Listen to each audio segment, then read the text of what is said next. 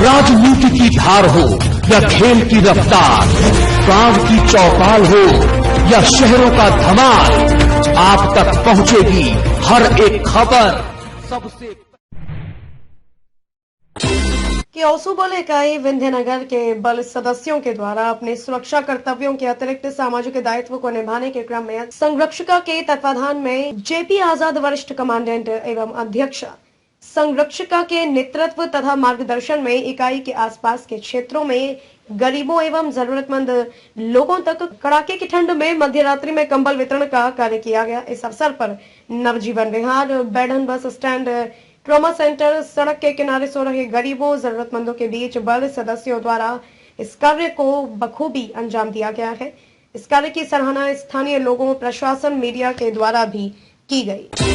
तरावड़ी करनाल हरियाणा 31 जनवरी सोमवार को नगरपालिका कार्यालय में स्वच्छ सर्वेक्षण 2022 को लेकर नगरपालिका द्वारा नियुक्त किए गए ब्रांड एम्बेसडरों की एक बैठक बुलाई गई, जिसकी अध्यक्षता नगरपालिका सचिव नरेंद्र शर्मा ने की। इस मौके पर सचिव ने आए हुए ब्रांड एम्बेसडर एवं गणमान्य लोगों से शहर को साफ व स्वच्छ और सुंदर बनाने के लिए सुझाव मांगे। इस अवसर पर सभी ब्रांड एम्बेसडरों ने अपनी अपनी राय देकर शहर को स्वच्छ सर्वेक्षण 2022 में नंबर 1 लाने के लिए प्रयास किए जाएंगे। इसके अलावा इस शहर में खुले में कूड़ा करकट डालने वालों के खिलाफ जागरूकता अभियान चलाया जाएगा। इस अवसर पर शहर के लोगों को अपील की गई कि वह खुले में अपने घर का कूड़ा करकट ना डालें।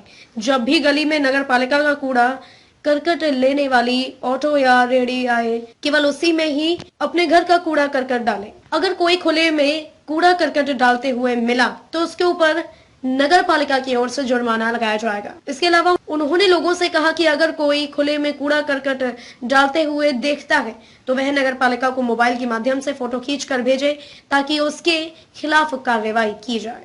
को सुंदर और स्वच्छ बनाना है। आज मीटिंग में जो निर्णय हुआ है, 10 जगह चयनित की गई हैं जहां पर लोग सफाई करने के बावजूद भी कूड़ा डाल देते हैं। एक बैनर बनवा जाएगा, उस पे कूड़ा ना डालने बारे अनुरोध भी किया जाएगा और उसमें यह भी लिखा जाएगा अगर कोई यहाँ पर कूड़ा सफाई के बावजूद भी डालता पाया जाए तो उस पे 500 रुपये जुर्माना लगाया जाएगा। जी जो है समाज सेवी हैं, उनकी मीटिंग ली गई, नगर पालिका सचिव की अध्यक्षता में ली गई और यहाँ सभी भाइयों ने कुछ मुद्दों पर जो है सफाई के मुद्दे पर या सौंदर्यीकरण के मुद्दे पर कई दिक्कतें आ रही थी, उस पर खुले मन से विचार विमर्श हुआ है। नगर पालिका ने एक योजना बनाई है कि समझाने के बावजूद भी जो लोग खुले में कचरा डालेंगे उनके ऊपर जुर्माना किया जाएगा। ये योजना हमने सामने रखी और सभी ने इसको स्वीकार किया है। हम चाहते हैं कि किसी के ऊपर जुर्माना ना लगे, हर आदमी समझे। हमारा अनुरोध रहेगा हर जगह पे कि वो कचरा खुले में ना डालें और जिन घरों में जो हमारा कचरा वाहन नहीं पहुंच पाता नगर पालिका का, वो वहाँ पर नगर पालिका में आकर के अपनी शिकायत करें। उसके लिए व्हाट्सएप नंबर भी दिया जाएगा, उस पर बताएं। लेकिन जरूरी ये मैटर है कि शहर साफ हो और उस शहर की सफाई में प्रत्येक आदमी अपना योगदान दे। कानपुर जिलाधिकारी नेहा शर्मा एवं एडिशनल सीपी आनंद प्रकाश तिवारी ने कल टाटमिल एक्सीडेंट में घायल हुए लोगों की स्थिति जानने हेतु हेल्थ हॉस्पिटल में भर्ती घायल मरीजों की स्थिति के विषय में उपस्थित डॉक्टर से जानकारी की। तो डॉक्टर ने बताया कि घायलों की स्थिति सामान्य है, उनका बेहतर इलाज किया जा रहा है। जिलाधिकारी ने कहा कि किसी भी तरह से उनके इलाज में कोई कसर नहीं रहनी चाहिए। उन्होंने प्रतापगढ़ निवासी घायल जीतलाल एवं कानपुर अहिरवा निवासी सौरभ सिंह चौहान से उनका हाल जाना। जिलाधिकारी ने कहा कि प्रशासन की तरफ से हर संभव मदद की जाएगी। उन्होंने कहा कि ड्राइवर को गिरफ्तार कर लिया गया है, उसके खिलाफ कठोरतम कार्यवाही की जा रही है। जिलाधिकारी ने बताया कि बस ऑपरेशन प्राइवेट लिमिटेड द्वारा मृतकों के परिजनों को 5 लाख रुपए व गंभीर रूप से घायल व्यक्तियों को 1 लाख रुपए तथा घायल व्यक्तियों को 50,000 रुपए की सहायता राशि दी जाएगी। लेकिन ऑर्थोपेडिक सर्जरीज हैं, काफ़ी फीमर वगैरह फ्रैक्चर है। एक है जिनकी हेड इंजरी थी, उसका सीटी स्कैन वगैरह कराया गया तो वो सामान्य निकला है, लेकिन टिश्यू इंजरी बताई गई है। तो इस तरह से 3 लोग हैं जो ग्रीवियसली इंजर्ड हैं। सामान्य रूप से इंजर्ड भी कुछ लोग थे जिनका फर्स्ट एड हुआ और फिर वो डिस्चार्ज करके घर भेजे गए। तो ऐसे भी कुछ लोग थे। कई वाहन क्षतिग्रस्त हुए थे, अभी क्या जानकारी हमारा लगभग कितने क्या रहा? देखिए वहाँ पर काफ़ी वाहनों को क्षतिग्रस्त करते हुए ये आगे निकली थी और इसमें बेसिकली जो जाकर मूवमेंट उसका रुका था वो एक डंपर से टकरा कर रुका था। तो इस तरह से क्षतिग्रस्त वाहनों को उसी समय तत्समय वहाँ मौके पे जो टीम थी उन्होंने हटवाया और ट्रैफिक को सामान्य किया। जो घायल थे, चोटिल थे, उनको हॉस्पिटल में पहुँचाया। कोई कंपनसेशन के लिए कुछ आप लोगों के द्वारा? ये एक्चुअली एक जो कंपनी है, प्राइवेट प्लेयर है जो ये पूरा ई बस संचालन कर रहा है, उसके द्वारा भी इसमें हम लोगों ने उससे बात करके, क्योंकि एक तो विधिक कार्रवाई अलग है लेकिन आर्थिक रूप से भी जो सहायता है, शासन की जो मंशा है उसके अनुरूप सहायता मुहैया कराना है। तो जो डिसीज्ड हैं उनके लिए, उनकी फैमिलीज़ के लिए 5 लाख रुपीज़ एंड जो इंजर्ड हैं उनकी फैमिली और उसके लिए 1 लाख रुपये का कॉम्पनसेशन है। वो हम लोग इंश्योर कर रहे हैं कि आज में हमारे पास लिस्टिंग हो जाए और जितना जल्द से जल्द होगा उसको हम हैंड ओवर करेंगे। जी। पश्चिम बंगाल हुगली के जिले के घड़ी मोड़ पर स्कूल खोलने की मांग को लेकर एसएफआई के छात्रों ने सड़क जाम की। इधर श्रीरामपुर के बटाला में स्कूल खोलने को लेकर सड़क जाम करके छात्रों ने सड़क पर ही पढ़ाई शुरू कर दी। श्रीरामपुर थाने की पुलिस ने आकर तर्क वितर्क आरंभ कर दिया। प्रतिवाद करने वाले एसएफआई के छात्रों को गिरफ्तार किया। इधर चौचुड़ा के घड़ी मोड़ पर अधिक समय तक प्रतिवाद किया गया। उल्लेख है कि पुलिस के अनुरोध से छात्रों ने अपना सड़क जाम को हटाया, जो काफी समय से सड़क को रोककर स्कूल खोलने की मांग के नारे लगा रहे थे।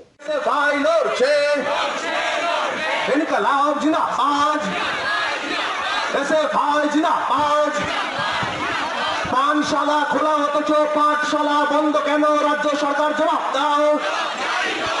পানশালা খোলা অথচ পাঠশালা বন্ধ কেন? রাজ্য সরকার জবাব দাও।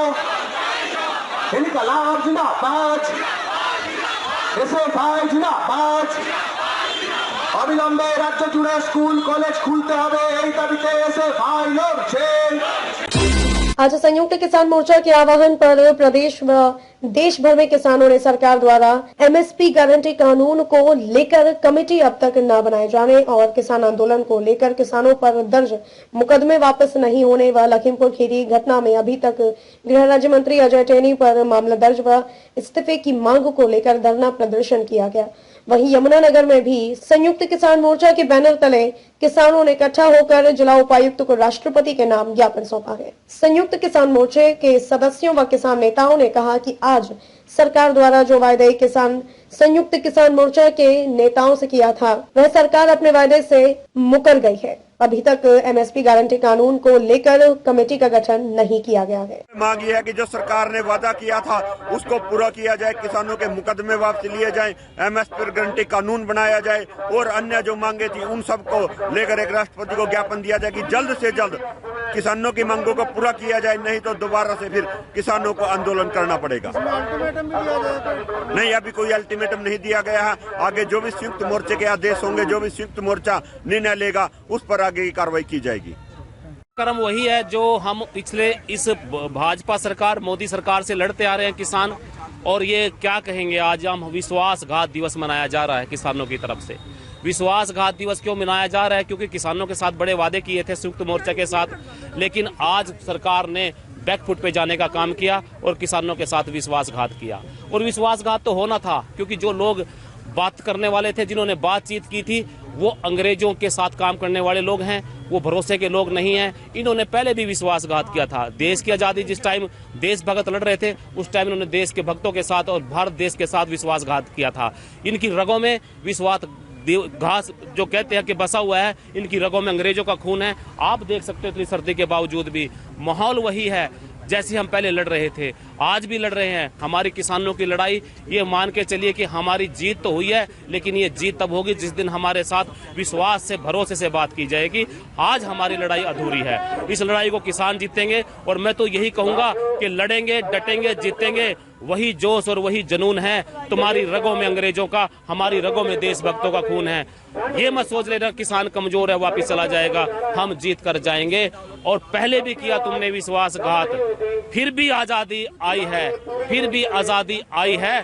और आज किसानों के साथ किया विश्वासघात, तुमने अपनी औकात दिखाई है, अब हम भी तुम्हें तुम्हारी औकात दिखा देंगे। अब तक आए थे तुम झुककर, अब तुम्हें घुटनों के बल लेटा देंगे, याद रखना।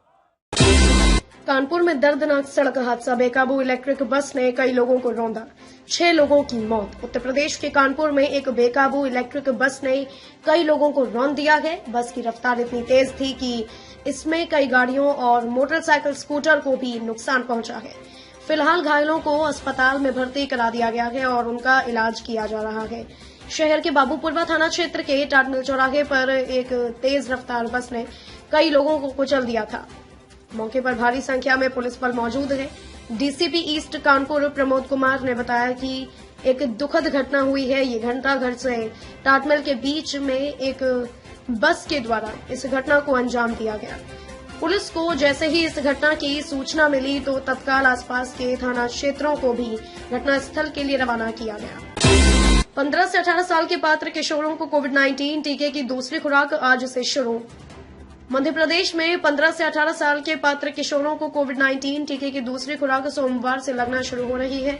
यह जानकारी देते हुए संचालक राष्ट्रीय स्वास्थ्य मिशन प्रियंका दास ने बताया कि इस संबंध में सभी जिलाधिकारियों को पत्र लिखकर पात्र किशोरों को टीके का दूसरा डोज लगाने के निर्देश दिए हैं। इसके लिए खास तैयारी की गई है।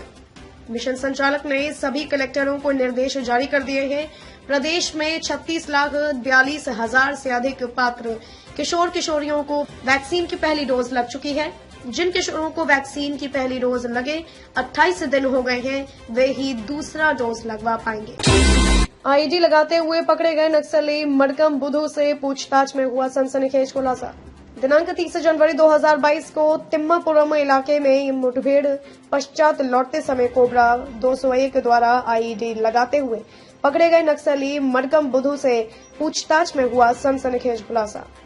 नक्सलियों के PLGAB नंबर 01 द्वारा सुरक्षा बलों पर बुरकापाल हमले की तरह सड़क निर्माण दौरान हमले का था पूरा प्लान, मगर सुरक्षा बलों द्वारा ऑपरेशन पर निकलने पर नक्सली दल से मुठभेड़ से प्लान हुआ फेल। मुठभेड़ से लौटती सुरक्षा पार्टी पर आईडी विस्फोट करने का कार्य नक्सली कमांडर कल्लू ने सौंपा था मिलिटिया कमांडर मरकम जोगा को। सुरक्षा बलों की चौकसी से बचा बड़ा नुकसान, 25 किलो के आईडी को किया गया जंगल में ही ध्वस्त। जंगल सर्चिंग में पूछताछ हेतु अन्य पकड़ाए गए 4 संदिग्धों को पूछताछ के बाद कल ही किया गया उनके परिजनों को सुपुर्द। फिश फार्मिंग के नाम पर किसानों से ठगे 90 करोड़, आरोपी पुलिस की गिरफ्त में। उत्तर प्रदेश और हरियाणा के युवकों ने 6 राज्यों के किसानों को फिश फार्मिंग के जरिए कमाई का सपना दिखाकर 90 करोड़ रुपयों की ठगी को अंजाम दिया। इनमें से 94 किसान सिर्फ दुर्ग के हैं, जिनसे आरोपियों ने 5 करोड़ से अधिक की ठगी को अंजाम दिया है। मोहनगर पुलिस से मिली जानकारी के अनुसार विजेंद्र कश्यप 43 वर्षीय निवासी फरीदाबाद उत्तर प्रदेश ने अपने साथी विनय शर्मा 24 साल निवासी बहादुरगढ़ हरियाणा के साथ मिलकर 6 राज्य के किसानों से फिश फार्मिंग के नाम पर ठगी की है। उनके द्वारा फिश फॉर्चून फार्मिंग के नाम से एक चिट फंड कंपनी संचालित की जा रही थी।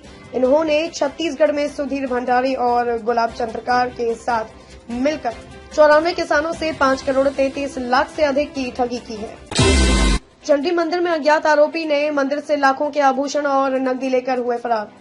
जिले के बागबाहरा के चंडी मंदिर में चोरी की घटना हुई है। अज्ञात आरोपी ने मंदिर से लाखों के आभूषण और नकदी पर हाथ साफ किया है।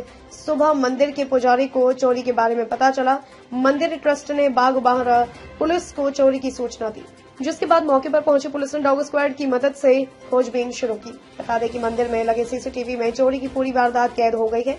पुलिस CCTV की मदद से अब आरोपियों तक पहुंचने की कोशिश में जुट गई है।